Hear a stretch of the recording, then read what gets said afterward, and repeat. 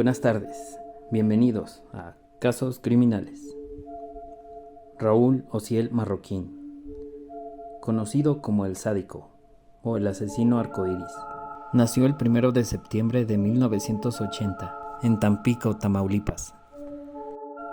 Estudió un año la carrera de médico militar, pero desertó por falta de recursos y fue miembro del ejército mexicano durante 4 años, con el grado de sargento primero, pero desertó. Inscrito en el batallón de infantería de su ciudad natal, donde alcanzó el grado de sargento segundo.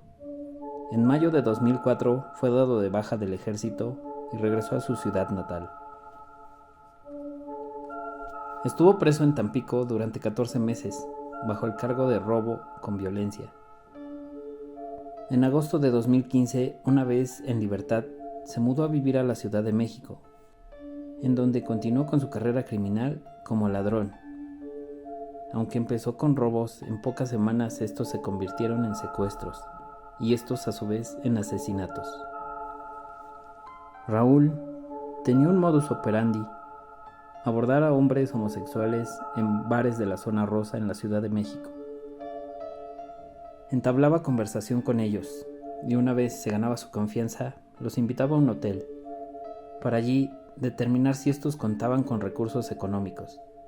Si no contaba con ellos, los liberaba, ya que no les servían. Aquellos que contaban con los suficientes recursos eran llevados a su departamento, en donde los privaba de su libertad.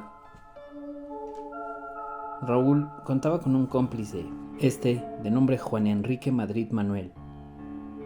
Era el encargado de contactar a la familia de la víctima, al igual que cobrar el rescate. A los hombres que plagiaba los sometía a torturas, de ahí su apodo El Sádico.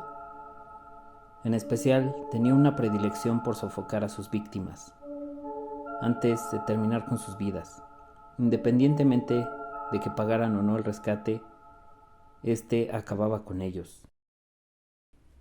Una de sus primeras víctimas de privación de la libertad fue Juan Carlos Alfaro Alba, un estudiante de 20 años, plagiado por Raúl Marroquín el 21 de octubre de 2005, al cual mantuvo en cautiverio cerca de una semana, en una habitación de un hotel, en el cual le infligió un gran daño físico y psicológico.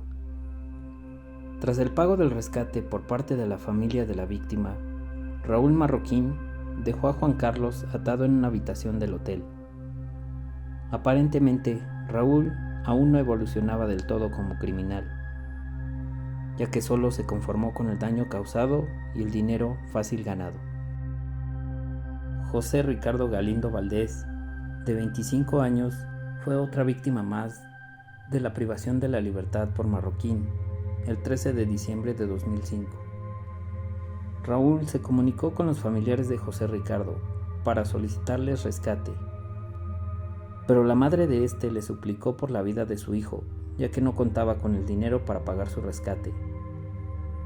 Marroquín inesperadamente tuvo un pequeño gesto de humanidad, y lo dejó libre, sin antes amenazarlo de muerte si lo denunciaba. Jonathan Razo Ayala fue su primer homicidio de Raúl Marroquín.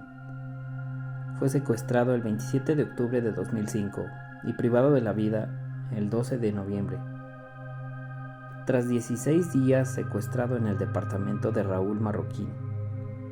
Por su secuestro, solicitó la cantidad de 50,000 pesos mexicanos, lo cual la familia de la víctima no pudo pagarlo. Su cuerpo fue abandonado en el metro Chabacán.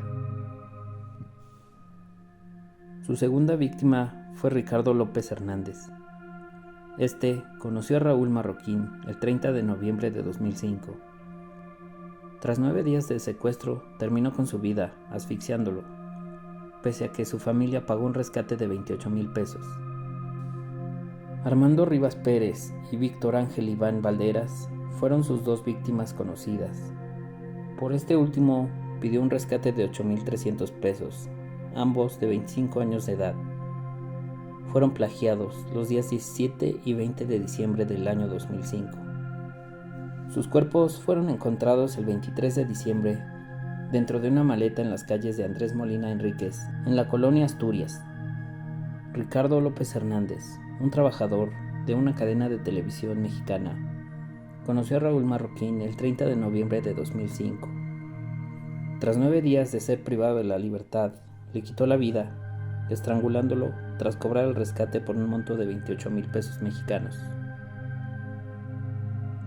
Este asesinato puso en alerta a la policía, que empezó a investigar el hallazgo de su cadáver violentado, descuartizado y metido en una maleta. Días más tarde, llevó a las autoridades a vincular este asesinato con un anterior, el del estudiante Jonathan Razo Ayala. Un peligroso asesino andaba suelto. Sin embargo, tuvieron que morir 2 jóvenes más para que la policía lograse capturar al responsable de tales atrocidades. Cabe destacar que Marroquín una vez tenía el motín en su poder, asfixiaba a sus víctimas con una bolsa plástica o con cuerda para posteriormente desmembrarlos y meterlos en maletas, para después abandonar los restos en la calle. Marroquín utilizaba cinchos de plástico para sujetar las manos y pies de sus víctimas, además de la colocación de un cinturón negro en sus cuellos. A algunas de sus víctimas les arrancó la piel de la frente con una navaja, llegando a grabarles símbolos satánicos como pentagramas invertidos. Conforme a las investigaciones hechas por la Procuraduría General de Justicia de la Ciudad de México, aquellos crímenes perpetrados se catalogaron como crímenes de odio por homofobia. Así lo ratificó la policía al trazar el perfil criminal del sospechoso, ya que era una persona homoerótica, aún no siendo homosexual. Tenía un especial odio y aberración hacia las personas homosexuales, además de falta de empatía, culpa o remordimiento.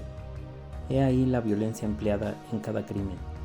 También lo catalogaron como una persona narcisista, el cual contaba con deficiencia de desarrollo psicosexual e inmadurez psicoafectiva. Por tal razón es que Raúl Marroquín mantenía una relación de dependencia emocional con su cómplice, pese a no tener una relación sentimental con él. La carrera criminal del asesino del arcoíris fue corta, desde el 21 de octubre de 2005 y hasta el 22 de diciembre de ese mismo año. Pero a su paso dejó 4 víctimas y 2 supervivientes con graves secuelas psicológicas. La detención de Raúl Marroquín se produjo el 23 de enero de 2006 y durante la misma los agentes le incautaron tarjetas bancarias, donde realizaba la operación del pago de los rescates y documentos de identidad de las víctimas, y un teléfono móvil propiedad de una de ellas. Al ser llevado al Ministerio Público, en su declaración, el asesino arcoíris se jactó de sus acciones con un "hasta le hice un bien a la sociedad, pues esa gente hace que se malee la infancia. Una de mis víctimas era portador del VIH y de cierta manera evité la propagación del virus. Me deshice de homosexuales que de alguna manera afectan a la sociedad. Digo, se sube uno al metro y se van besuqueando. Voy por la calle y me chiflan o me hablan". El que justificara sus actos como correctos no hablaba de su autoestima inflada. Se veía a sí mismo como un benefactor de la sociedad, un ángel exterminador.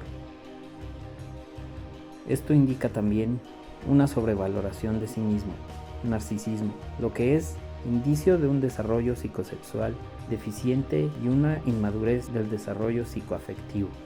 Según esto, un trastorno del desarrollo psicoafectivo es la principal causa de una conducta de un asesino en serie. Estas declaraciones también nos hablan de un distanciamiento de la realidad. Creía que sus actos tenían una justificación moral, aunque era plenamente consciente de las implicaciones éticas y jurídicas de sus actos. Pensaba que ante la sociedad, sus delitos eran menores y hasta justificables. Este proceso, el distanciamiento de la realidad, corresponde a la primera fase de conducta de un asesino serial. El juez 18 del Reclusorio Preventivo Varonil Oriente sentenció a 280 años de prisión a Raúl Ociel Marroquín, relacionado con el secuestro y asesinato de 4 hombres, quienes presuntamente eran homosexuales y habrían sido engañados sentimentalmente por el multihomicida, mientras que su cómplice identificado como Juan Enrique Madrid Manuel, fue arrestado en el año 2013. Durante el juicio, el sádico siguió dando muestras de su falta de empatía y arrepentimiento, además de alardear de sus motivaciones narcisistas. De tener la oportunidad, lo volvería a hacer, solo que sería más cuidadoso para no ser atrapado y no cometer los mismos errores. Nunca he pensado en las víctimas y sus familias. No había odio contra ellos por ser homosexuales. No había traumas. Tuve una niñez normal. Nunca fui abusado ni me golpearon, confesó, sin miramiento alguno, pese a la presencia en la sala de los familiares de sus víctimas. El sádico permanece en la penitenciaría de Santa Marta Acatitla, de donde presumiblemente no saldrá nunca de allí.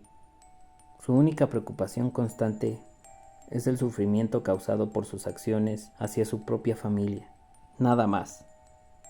Porque como lo dijo y dejó en claro, no me arrepiento de lo que hice. Una vez más, agradezco por su compañía. Si te gusta el contenido del canal, te invito a suscribirte y comentar. Hasta el próximo video.